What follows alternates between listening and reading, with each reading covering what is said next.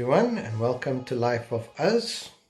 Today I will be reviewing a board game, and the game that I'll be reviewing is Hellboy, the board game.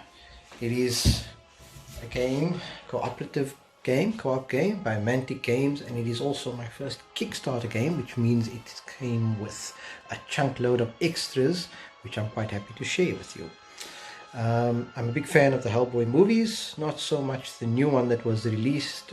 I felt it kind of missed the mark in terms of the overall Hellboy feel, but I liked the old movies, the first two, and then the reboot wasn't really that great. But I'm told that the reboot is actually more true to the comic book mythology. Even though I haven't read many of the comic books, I do plan on reading them after playing through this game because it's gotten me quite excited for the whole Hellboy mythology and mythos. So, that said, let's have a look inside of the box.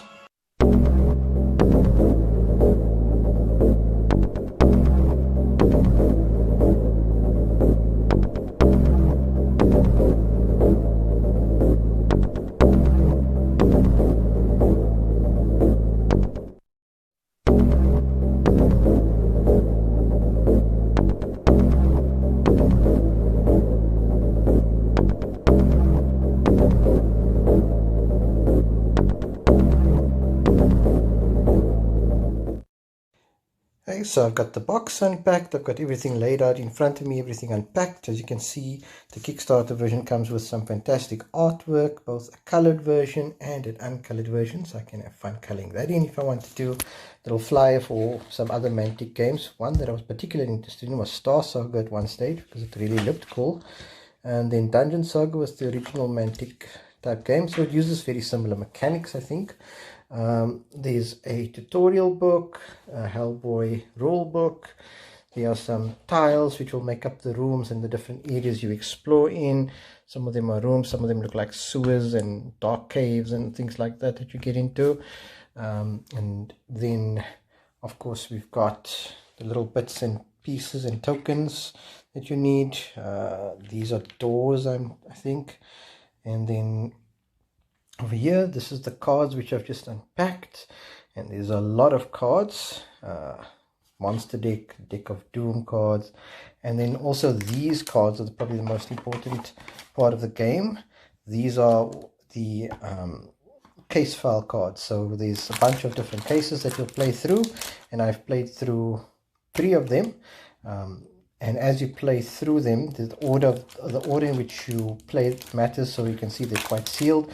They'll have a little warning at the back, so you've got to play the cards in the specific order, kind of like the legacy type system where you open up an envelope, play through the mission, and everything unveils as it goes along. Without giving any spoilers away, I'll go through a simple tutorial. Then of course we've got the character cards, so you can see there's quite a bit of characters that's additional in this version of the game. We've got the normal ones, we've got Hellboy, we've got Abe, we've got Johann Kraus, there's Liz as well, Sherman.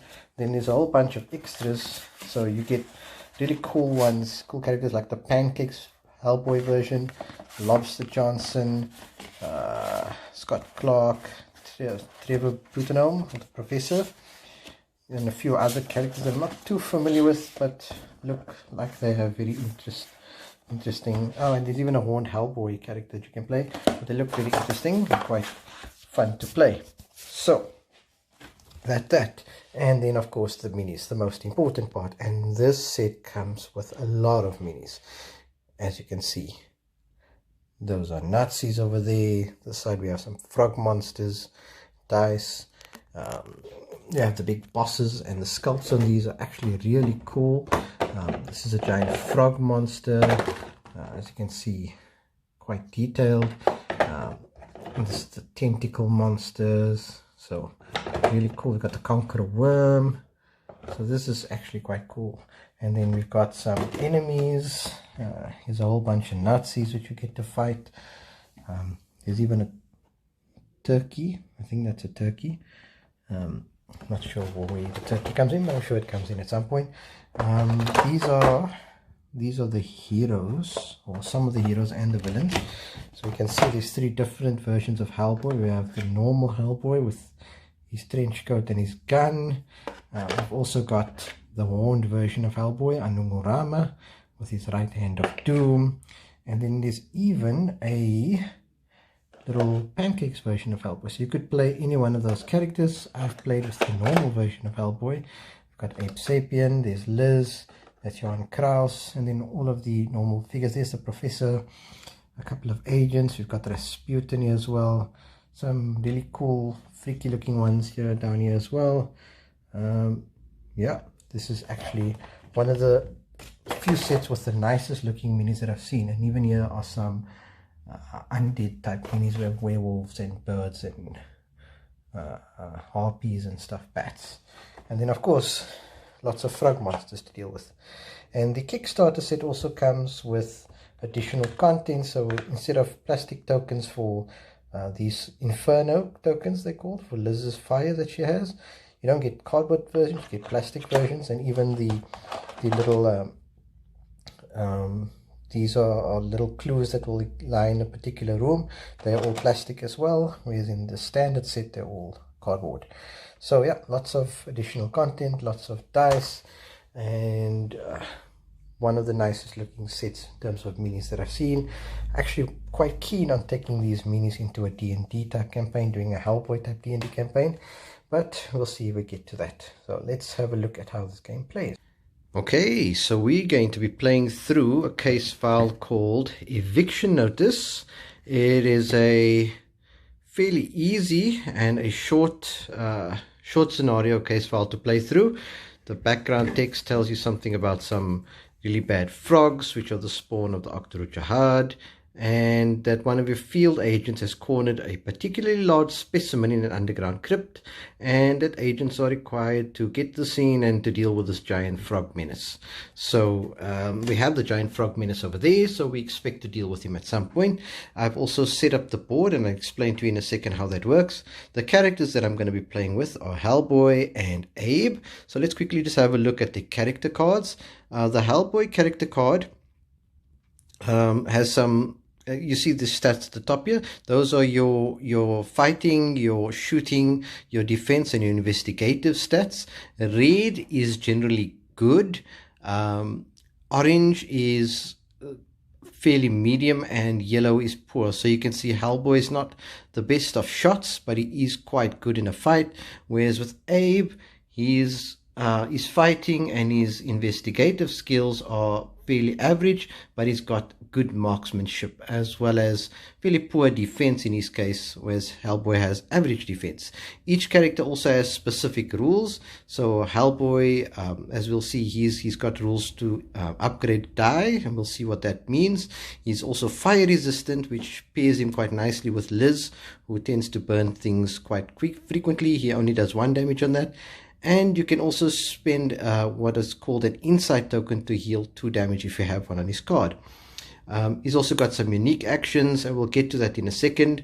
But down here on the bottom track, this is your damage track. So each time Hellboy takes damage, we'll throw on one of these little markers.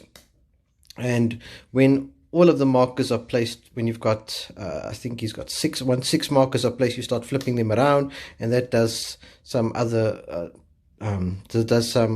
some fairly bad things. So in this case, it will lower his fighting ability by 1 dice. And if all of these are flipped, your character is then knocked out, which means that will trigger some other condition based on the case file. Okay, so right now Hellboy has no damage on him. He's also got the strongest stats. I think he's got 6 wound stats for wound markers, whereas Abe has 5 and most of the other characters have 5. Each character also has a set of starting cards. Hellboy's got his pistol and his card called Deep Pockets, which allows him to search the requisition deck for something useful, like a grenade or something else. Abe has got his sidearm and his harpoon, which also comes in quite useful. Each of the characters also has a set of 3 action dice, well, yeah, they are dice, they're just not marked, but they're called action cubes. So each of the characters have a set of 3 action cubes that they can use to spend to do a particular action, and we'll see in a minute how those actions actually work. But let's get to setting up this particular scenario. Okay, so after reading through the background text on the case file, you flip it over and it shows you how the board is laid out. In this case, as you can see, because this is a short case file, the board is not that big. It consists of only 3 tiles, and each tile, you'll notice, and I'll just show you the board over here. Here we go. Each tile is separated into what is called an area. So one square represents an area. So this is a tile with 2 areas, that's a tile with 4 areas, that's a tile with 2 areas, that's a tile with a single area, and these interlinking little chips are doors that you need to go through to get to the next tile. So you can see there's a door down here and eventually over there. My guess is we'll probably encounter the big bad frog monster over in that room over there. The case file setup also shows you what the deck of doom setup is. So the deck of doom, if you quickly have a look at this this track over here on this side, and this track over here is known as your HQ board, and it includes some fairly useful little markers and little placeholders. It includes the placeholder for the deck of doom, and the deck of doom is, I've already made up the deck of doom for the set, but for this particular encounter the deck of doom is made up of those icons and those cards. So if you look at the deck of doom over here, I've shuffled it, it's got all the cards for that particular set of icons. I'm not going to shuffle it again, it's just for demonstration. And that goes there. You also have well, this is also a set of encounter cards that goes over here, and that's what happens when you and this is where the encounter card set will actually be stored. I've put the encounter cards on the board just for demonstration purposes, and the encounters for this particular scenario, this particular case file, is made up of, well, we're playing with 2 agents, so it's made up of 1 little blue encounter card and 2 M's. So there's quite a lot of blues and M's in the set. As you'll see over here, there's a handful of blues and a handful of M's. So you separate them, you draw 1 blue at random and 2 M, those are M's, I think. They could be glyphs, they probably are glyphs.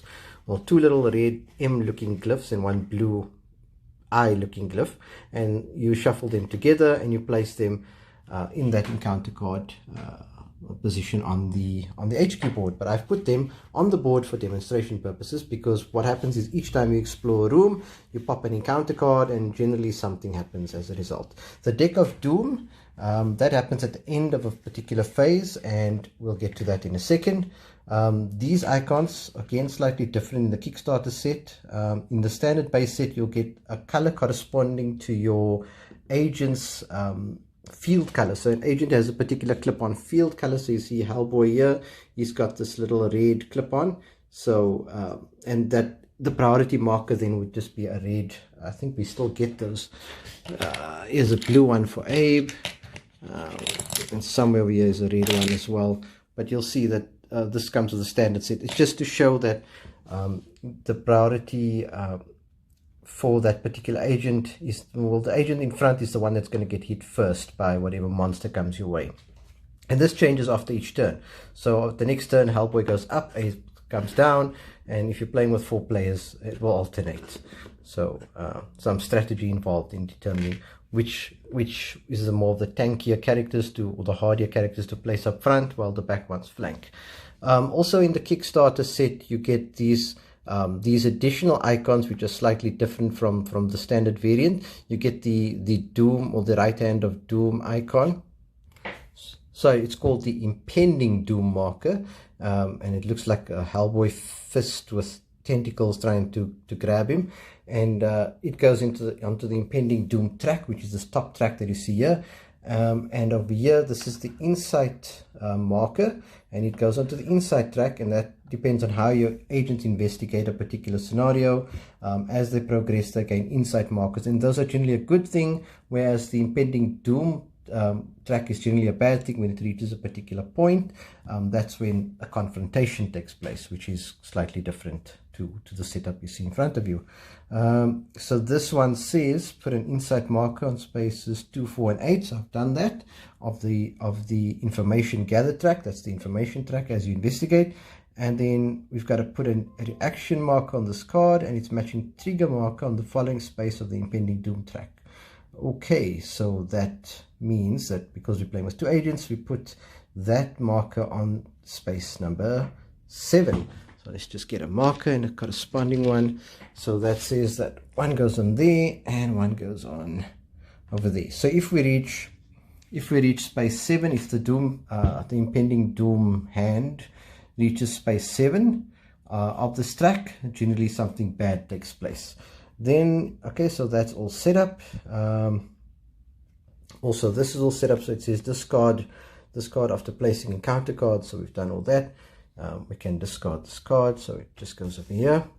And then this says move this card to the in-play area. So the in-play area is this area on top that you see over here, and we just move this card along with its marker up there. Again, the order in which you play these case file cards are important. You cannot just randomly play them, or they wouldn't make sense. Okay, so this one says immediately move this card to the in-play area. If the agents take time, flip this card immediately and advance the impending doom track. Ooh, okay, so that means something bad's going to happen. Then there's the next one, so you just follow in sequence. This one says you head underground where you see obvious signs of frog monster infestation. Yeah, your target should be around here somewhere. Clear out its brood and it will have no choice but to show itself. Then it says prepare the minion slots in the following as follows: minion A, minion B, minion C, and D. So we've got the minion track at the bottom here, and all it's saying is that we need to place the minions according to that. So minion A is a rampaging frog monster, B is a venomous frog monster, that one there. C is the armed frog monster, and D are the transforming frog monsters. So there we've got our minion track all laid out. We've got the giant frog monster waiting over there. We'll get to him in a second. Okay, then we do not need these encounter cards, so we can put these away. And this is the board set up again. So we've got the board set up, we've got the card set up, and this last bit of the case file says if all the rooms have been explored and there are no minions on the board in the end phase, flip this card and begin the first round. So we've got to clear these rooms out of whatever enemies are in there, and it looks like it's a bunch of all sort of froggy type creatures that we need to get through. And once we've done that, then we get to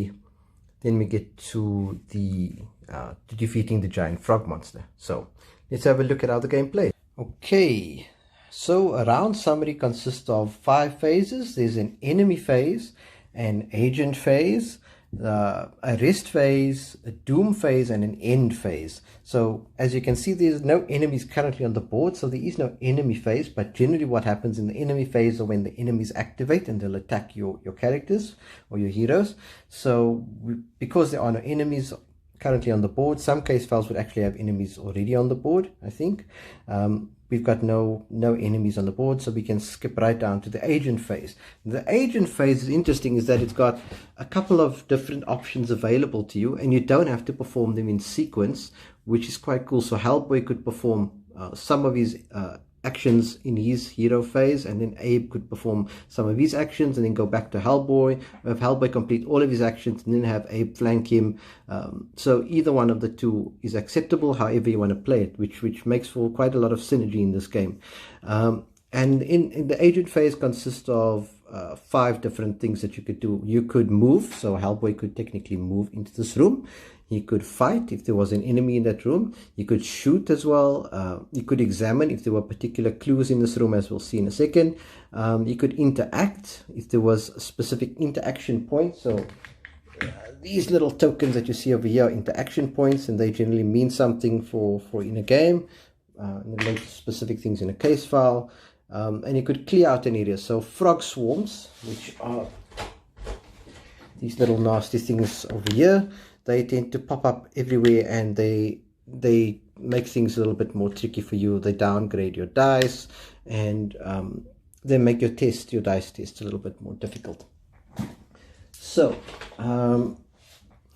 because there are no, and then those are the different things, and then there are free actions as well. So one of the free actions that Hellboy has in his turn is he can trade with Abe if he's got items that he would like to trade, and likewise with Abe. He can also explore. So explore means if there's a vacant room and there are no enemies in that room, he can explore that particular room, and the room has to have, obviously have a door adjacent to it. And that's what we're going to do. So we're going to explore, and when we explore, we flip the encounter card, and here we see what's inside the room. So this gives you sort of a breakdown of what you can expect inside the room. So it's laid out according to area. So in this case, the first two bits is this particular area, and the last 2 bits is that particular area. As I said, this is a 2-area room, whereas this one over here is a 4-area room. So if we had that card in there, we just split it up according to the different areas. Okay, so we've got scenery 2, a minion C, nothing, and a clue. So those are what goes into that first room. So let's have a look at what that looks like. Okay, so that's a scenery, and it's got the number 2. There's another scenery 2 on the other side of this. I've just gone and taken this little couch, and scenery offers you all sorts of options where you can, I think Hellboy can actually hurl scenery, so you can chuck the couch across the room if you wanted to. It also contains a minion C, which we've confirmed to our HQ board. The minion C is the armed frog monster, as you see there. And then a little clue, I've just selected one at random. It's a little table with some, looks like potions on, so you'll be investigating that. So that takes care of Hellboy's free action. He still has all his normal actions, so he can technically attack if you wanted to. You could go and shoot this armed frog monster from his position. He could also move, and in terms of his movement, you can move up to 2 areas, and that includes diagonally. For each enemy in the area that you leave, though, you need to take 1 damage. Or you have to move them along with you. So that's one of the things. So if I was going to move over here, I'd need to take him along with me, or I'd take 1 damage. Kind of like an evade type action, which you need to do. Okay, so I'm not going to move 2 areas. I'm just going to move 1 area into this particular room, and I'm going to consult Hellboy's card. So Hellboy has got a big right hook as one of his unique actions, which says make a fight action. If you hit, the target suffers 3 additional damage and is stunned and is hurled. And we'll get to what that means in a second. So that seems like a really good one. You see the squares next to the particular action. That means it takes 2 of these little action cubes. So we spent a first action cube with movement. Hellboy can still move 1 area, but before he does that, he's only completed half of his movement.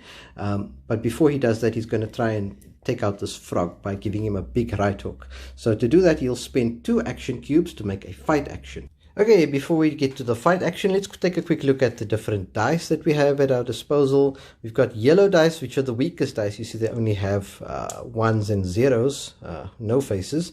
Orange dice, which are fairly average. They've got up to 2 and 1, as well as some no faces. Reds are generally good. They've got 1, 2s, and 3s. Obviously, you want to try and roll as high as you can for when you're attacking a particular enemy. And then we've got these black dice, which is only available in upgrades. So you need to spend an action cube to upgrade a die, or one of your teammates can spend one of their action cubes to upgrade your die, and that gives you up to 4. So I'm going to let Abe over here spend one of his action cubes to upgrade one of Hellboy's dice. So Hellboy, on his fight action, which is as you can see, it's red over there, so that means he gets all the red die, but he's going to upgrade one of them because of Abe's generosity. He gets 1 black dice, and then you've got to roll it along with this little blue dice that you see here. And this blue dice is interesting in that it does either benefit your dice roll or it does not. So in the case of this icon, it's a reroll. That's 2 additional. That's multiply your highest dice by 2, highest score by 2, 1 additional, and then you get where's the BPRD? This BPRD lets you choose any particular side face for this die, and then the skull, which is generally really bad, that means you need to discard your highest rolling die. So if you rolled a 4 on the black and you rolled this, you would discard that 4. So Hellboy is going to big right hook this guy, so we'll roll the dice and see what happens. Here we go. Okay, what have we got? We've got fairly okay stats. We do have the BPRD symbol, so I will take that as a reroll for this particular one. And there we go. We've got a 4, a 6, and a 7. So Hellboy is rolling a total of 7 damage out onto that armed frog monster. And the armed frog monster, if you consult its card, it's got a resilience of 2. It's got a health of 6. So we've rolled a total of 7. and a resilience of 2, meaning that it is down by 5 health. It is down to 1 health. So generally you'd use these little, and this is probably my only gripe that I have with the game, is that it has these tiny little tokens which I assume are for blood, to show how bloody those are. It just becomes a bit of a mission when you're moving monsters around. You've got to move their trails of blood along with them. But we know that this guy's he's hurt pretty bad. One more hit and he'll probably die. And Hellboy's also, because he's hitting with a big right hook, this frog monster is stunned and hurled. So stunned and hurled are 2 unique keywords, and what they essentially mean, it means that you hurl this particular character across the room, across one particular area, and when you do that, you roll a single orange die, and that orange die will tell you how much damage this guy has. Additional damage, we've rolled nothing, so you've just hurled him across, but he's also stunned. So what stun mean is that he's lying on his side, he cannot get up, and we get an advantage in that we upgrade all dice when attacking a stunned character. If your character, your hero, was stunned, so for instance, if something had knocked Hellboy over on its side, then he gains, when a stunned agent defends against that attack, they would suffer 1 downgrade. So it works in either favor. Okay, so we've got a hurled and stunned frog monster across the room. Hellboy's used up all of his actions and he's still got a single movement point, so I'm going to move him in the same space as this frog monster who's moved along. And you see, this is my gripe with it. You've got to move all of these little blood tokens along with it. My suggestion is just use D6s for the damage, because the monsters aren't, the health doesn't go really above 6 health from what I've seen. Just use D6 dice just to keep track of the health. Much simpler. Okay, so that's the end of Hellboy's turn. Abe still has 2 actions left. He'll spend one of those actions to make a move into this particular area, and then he will attack that, or he'll just shoot that hurled stunned frog monster lying across the room. Very not so nice shooting a creature that's lying down on its side, but we are trying to get rid of these frogs, so we don't really care. So Abe's fighting skills, his shooting skills are quite great, and to do a shoot, it's also, he's got red dice, so he'll spend 3 red dice to use his firearm and shoot, and we'll just use the 1 action for that. Okay, so I've rolled a total of 5, and that monster's resilience is 2, as we saw over there, so that means the monster is defeated. And that's the end of the turn, because now we've got no more actions left. And at the end of the turn we go to the next phase, which is the rest phase. So the rest phase works only if there's no enemies on the board, and each agent can pick a single rest action. We can investigate, so we can discard a clue counter on the board, advancing the information gathered track twice. So we will do that. I'll actually have Hellboy perform a rest action, and there are other things you can do in your rest action as well. You can recuperate by rolling 2 red dice, and if you are damaged, you gain that much health back. You can secure. If there were frog swarms in the area, you'd be able to remove them. You can trade, and then at the end of the rest phase you have to advance the impending doom track. So resting is good, but it's also bad in the sense that it advances the impending doom track. But in this case we'll do it anyway. We'll use the rest action to investigate, so we'll discard this clue counter, and that lets us then move the information gathered track twice, which means that this insight marker now pops onto Hellboy's card, since he's the one that investigated, and that'll be useful for him when he's doing a fight check, because he could use those insight tokens for something. There's also this case file which says, if the agents take time, flip this card immediately. So we've taken time by resting. The rest phase, also known as taking time, and we've got to advance the impending doom track and flip this card, and something bad generally happens. We'll see what happens in a second. So the bad that happens says, you gladly take the opportunity to catch your breath. As you're getting ready to carry on, you hear the sound of wet slapping footsteps back towards the entrance. Uh-oh, reinforcements. So it says we need to spawn some minions in the starting area, depending on the number of agents. For 2 agents, it's a minion A and a minion C. Minion A being a rampaging frog monster, and a minion C being oh, again, one of these armed frog monsters. So they're going to be spawned right up there in the starting point. Okay, so we've got some frog monsters which are now flanking us at the back. And then we've got to discard this card. So that bit is done. And that's the end of the entire phase, the rest phase and the end phase. The end phase means we've got to now refresh our action cubes, so Hellboy goes back to having 3, and so does Abe. There are no frog swarms to resolve in this instance that we see here in front of us, and then we get to the next reef. So we refresh everything and we get to the start of it. So now it starts off with the enemy phase, which means that these frogs would now attack us, and they each have a particular set of stats. For the rampaging frog monster, it can move 2 areas. It's got a movement of 2, and it's got no range, so it doesn't attack from far, but it does have a melee attack of 5, and it also has a special ability. It's called Paralyzing Tongue. So if you roll the skull face of this blue dice over here, when testing defense against this enemy attacks, the target agent discards an action cube in addition to the normal effects of a skull face. Ow. So that's quite painful in that you lose an action. And then the armed frog monster, it's got a melee attack of 7, and it's got movement of 2, also not a ranged creature.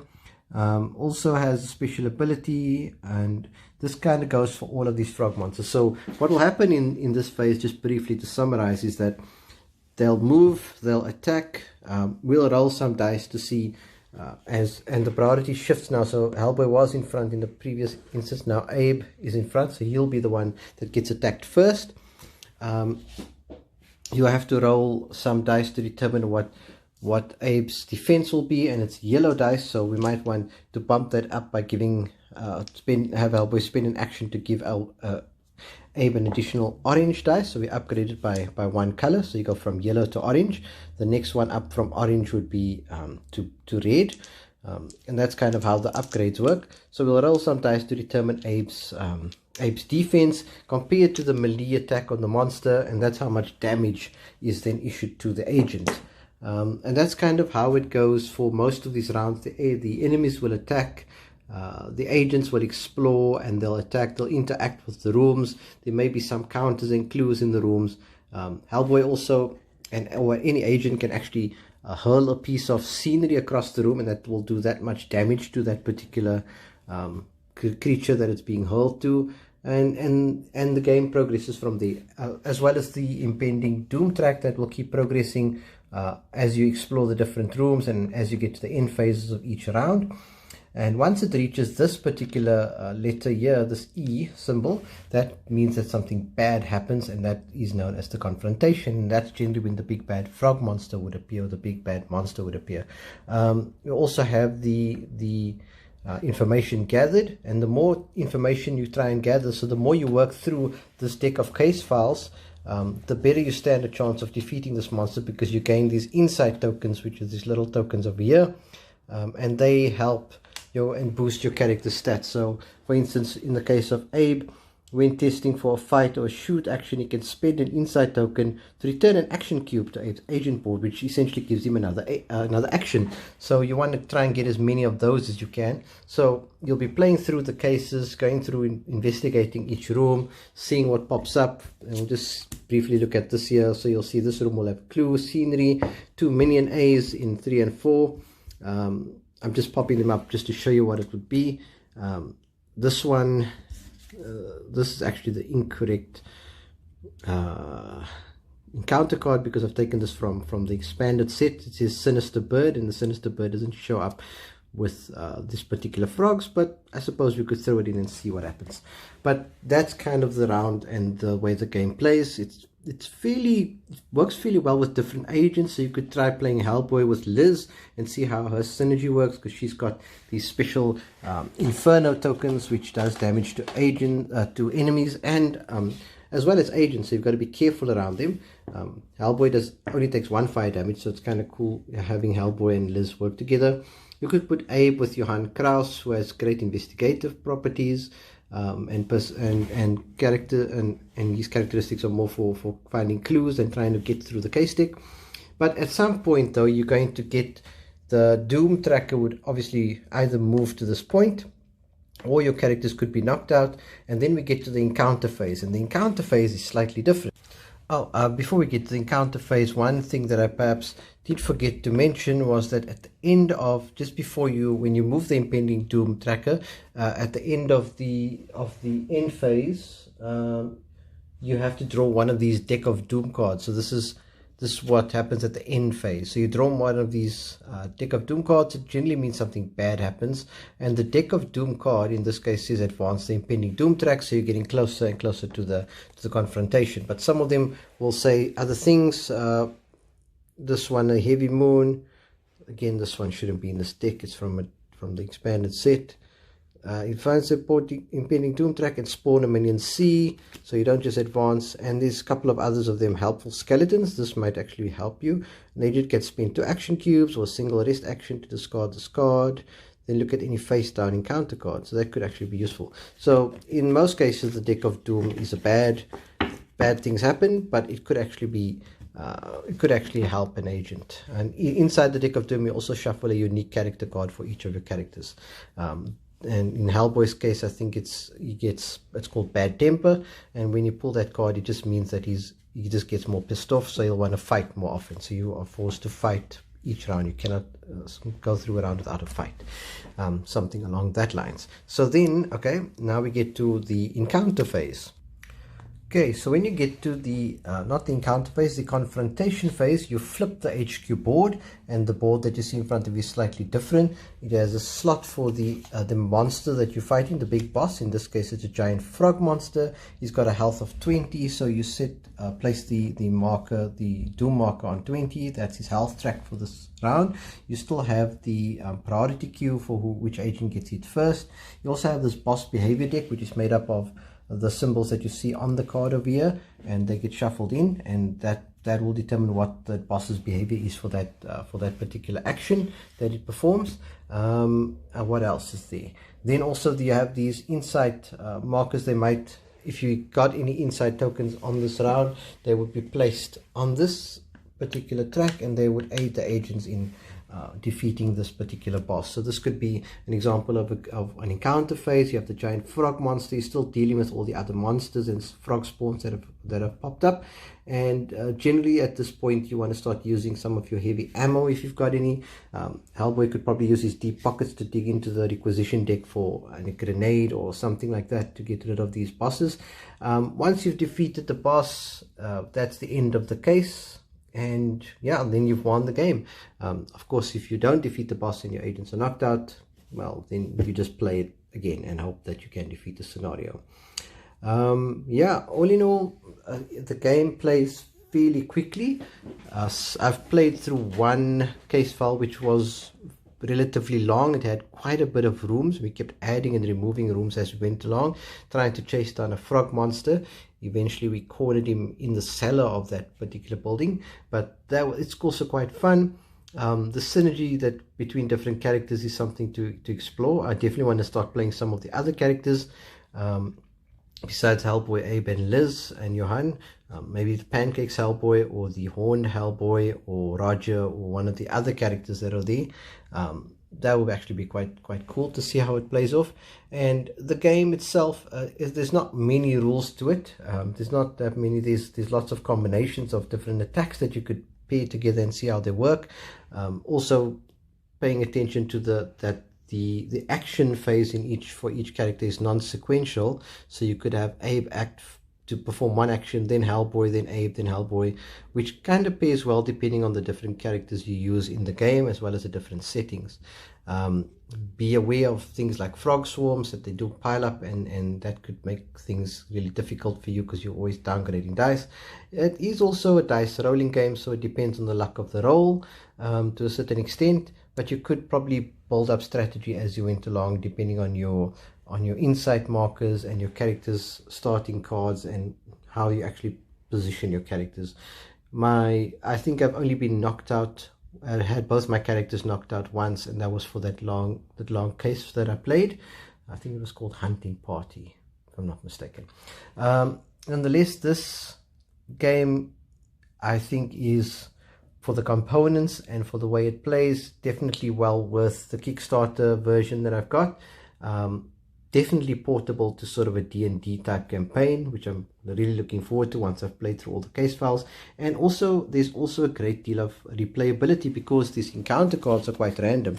You could have an encounter card pop up differently for each room each time, and you could also do custom. I think they do actually allow in this version for you to do custom case file construction, so you could construct your own case files for Hellboy and the other BPRD agents.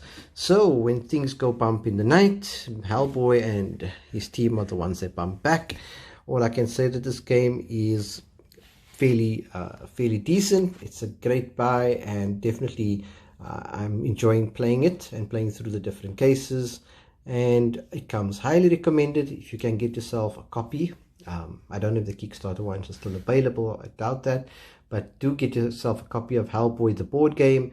It scores a fairly great 9 out of 10 for components, playability, replayability and gameplay.